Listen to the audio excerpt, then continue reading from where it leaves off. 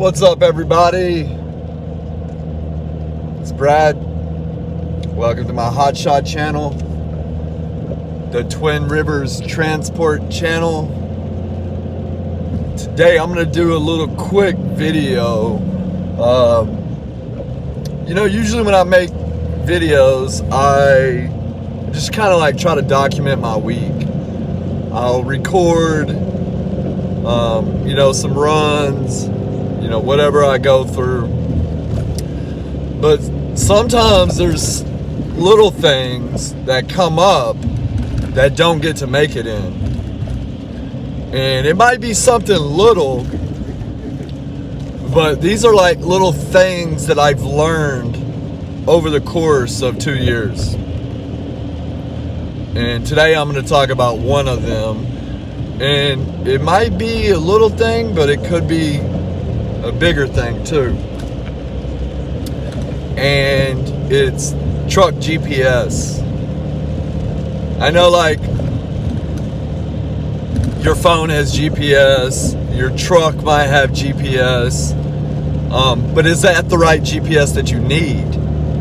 Now, I'm going to give you a couple of examples of some things that I went through and some other people that I went through. I have a group of friends that all do this, and we pretty much talk daily, every other day. Hey, where you at? What you got on your trailer, stuff like that. And okay, so when I first started, I was using Waze, I was using Google, and I mean, that was fine, but going long distance, sometimes my GPS, it would naturally find the quickest route. But sometimes the quickest route isn't the best route. And what I mean is, like, when you're 65 foot long, or however long you are, even if you got a 30 footer or whatever, sometimes those roads, you might not need to be on them. And what I mean is, like, when you get off the interstate and you start going through those farm to market roads, or those scenic routes, or routes like that, you might run into some issues. And a couple of them that I've ran into were, one was getting fuel. You watch your gas gauge go down, and sure, there's stops to get fuel, but are they made for a big truck? And I kind of treat this as an 18-wheeler. I don't go through little bitty gas pumps, unless I have to. But I fill up at the fuel islands, truck stops, things like that, because it's not me. I know I'm good getting in and out. It's other people around me. I don't want these little cars zooming in around me because they don't think. Somebody might pull in behind you, block you in, or whatever. I don't want to deal with that, so I don't do it. So I get fuel at fuel islands.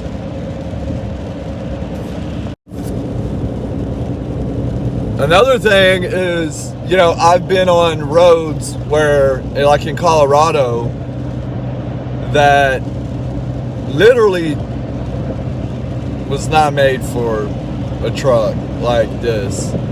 These roads are S road, literally the sign says winding road the next 27 miles. And that's fine, but when you're going through, it doesn't have a shoulder, it doesn't have guardrails, and you're watching as you're doing these long S and U type turns, you're watching in your mirror your trailer creeping to the edge of that cliff. And it literally happened to me. And luckily where I was, they had a truck turnaround. Because of that reason. And granted, I could have went another route, but I chose the fastest route. And like I said, I drove a good 2 hours down that road, then I had to drive 2 hours back and then go around. So sometimes the fastest route isn't the best one. And for instance, the reason why I'm doing this video now is because I'm going through New York. And I'm going to show you guys kind of how I do mine. I have a tablet right here. My tablet has my Keep Trucking, or excuse me, Motive now. It has my GPS.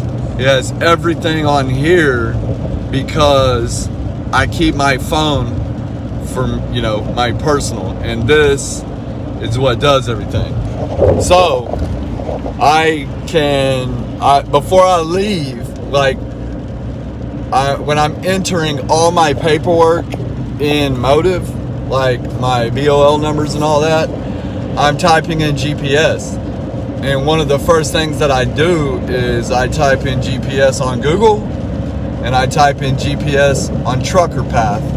I use Trucker Path because it's literally a software, it's an app, just downloaded it. I mean, I pay like $6 a month for it, and there's all kinds of different GPSs. But like, if you're gonna do this, like, I would strongly advise you to get a trucking GPS. And what's good about the GPS, like, I can edit like my truck in there. And what I mean is, like, if I'm super tall, like got a tall load, you know, I can put my height in there and just say I'm going from Texas to New York, and I am 13 foot 6 inches tall. I literally go to my truck settings, put 13.6 Texas, New York, and it will route me the best route, because one of the last things you want to do is go under a bridge that is too low. And these are things that you have to think about. I literally just got off the phone with my buddy who was 13 foot 4 inches carrying some crane parts. And literally he had to slam on his brakes while he was going down a mountain with 4 cars behind him, slam on his brakes because there was a bridge that was probably too low. And now he made it, he said, with about 1 inch of room.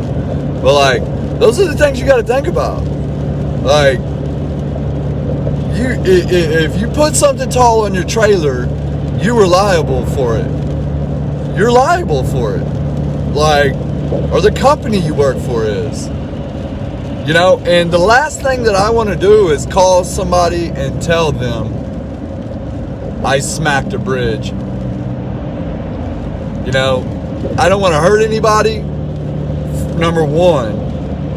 But like, even the load I have right now is like double over secured, you know. Number two, I don't want nothing falling off my trailer.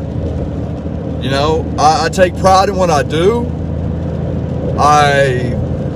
All my equipment is good. My straps are good. Nothing is frayed. But anyways, I am liable for what's on my trailer. And